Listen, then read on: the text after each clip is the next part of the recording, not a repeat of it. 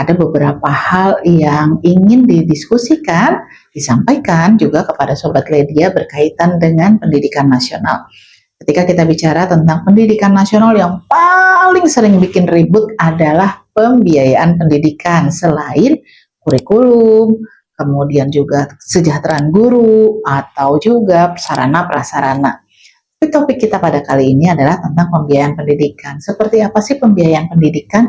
Pembiayaan pendidikan sesungguhnya ada di dalam Undang-Undang Dasar Negara Republik Indonesia tahun 1945, mengingatkan bahwa di pasal 31 juga tentang kewajiban mengikuti pendidikan dasar, kemudian juga hak untuk mendapatkan pendidikan dasar.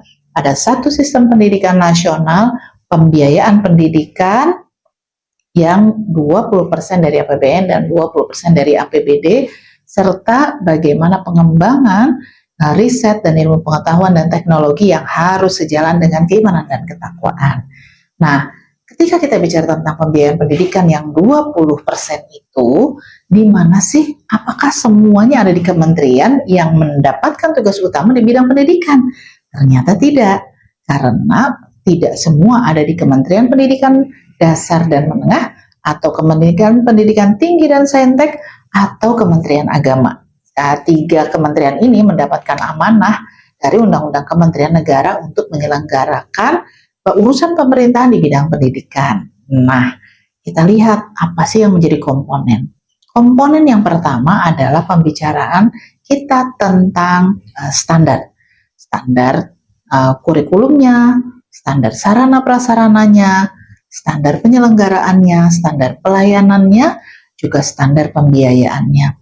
Ada hal yang perlu digali lebih dalam lagi, karena disebutkan di dalam undang-undang bahwa pendidikan dasar itu harus dibiayai oleh negara. Dengan demikian, kemudian keluarlah keputusan Mahkamah Konstitusi bahwa pendidikan dasar dari SD dan SMP pada saat itu, ya, karena belum ada perubahan wajib belajar 13 tahun, diserahkan sepenuhnya kepada negara. Ada diskusi yang lebih panjang. Kalau sementara ini ada bantuan dana BOS, bantuan operasional sekolah, yang bukan uangnya diberikan kepada anak, tapi uangnya diberikan kepada sekolah berbasis jumlah kepala, maksudnya berapa jumlah siswanya. Hanya dalam hitungan kami ada beberapa yang masih harus diperbaiki. Contoh misalnya untuk sekolah dasar Rp914.000 per tahun per anak, dan seharusnya dia sudah sampai kepada Rp3,5 juta per anak per tahun. Untuk biaya operasional keseluruhan, termasuk standar, termasuk yang lain-lain, komponen yang ada di dalam dana BOS itu ada arahannya, peraturan menterinya, 20% itu untuk sekolah negeri diperuntukkan untuk honor bagi guru-guru honorer. Kalau untuk perguruan swasta, ya boleh 40% dipergunakan untuk honor bagi guru-guru swasta. Yang perlu kita lihat lagi, kalau kemudian sumbernya dari negara memang tidak memadai, maka akan sangat sulit bagi pengembangannya. Sementara kita tahu bahwa pendidikan dasar harus sangat kuat karena dia adalah fondasi. Dengan demikian kita perlu memikirkan bagaimana pembiayaan pendidikan kita, support pemerintah kepada sekolah dasar, sekolah menengah pertama, sekolah menengah atas, karena wajib belajarnya 13 tahun termasuk juga PAUD harus sangat kuat dan harus dihitung berdasarkan kebutuhan realnya. PR nih, kebutuhan real itu berarti akan membuat bengkak selama ini kebutuhannya. 20% harusnya cukup, tetapi karena dia terserak di kementerian dan lembaga lain, itu jadi PR, karena masuk ke kementerian dan lembaga lain yang bukan punya urusan utama dalam bidang pendidikan. Ini harus ditata kembali.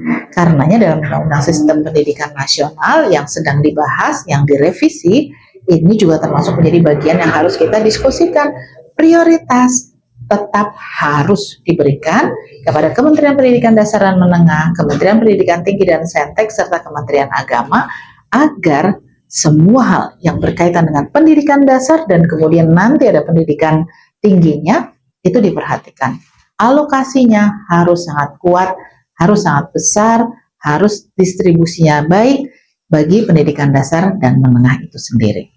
Jadi kita perlu sangat menguatkan agar kemudian kita membicarakan pembiayaan berikutnya adalah bagaimana jika biaya operasional sudah dicukupi, maka tidak ada lagi kesulitan-kesulitan untuk pemenuhan kebutuhan-kebutuhan pelayanan pendidikannya. Proses yang lainnya yang itu harus dilakukan. Misalnya peningkatan kesejahteraan gurunya. Mau pakai sistem apa? Apakah kemudian pendidikan keguruan, fakultas keguruan yang ada itu sudah memenuhi kualifikasinya? Apakah sudah disambungkan dengan kurikulumnya?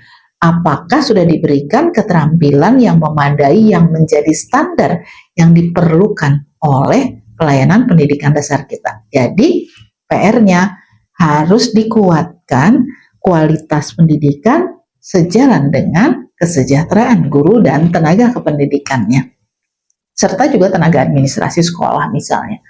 Ditambah, kita perlu memikirkan pembiayaan bagi guru-guru bimbingan konseling di sekolah dasar agar anak-anak kita kesehatan mentalnya lebih terjaga. Jadi masih banyak urusan pembiayaan pendidikan, bukan cuma SPP atau UKT kalau pendidikan tinggi, tapi kita harus berpikir pada keseluruhan sistemnya.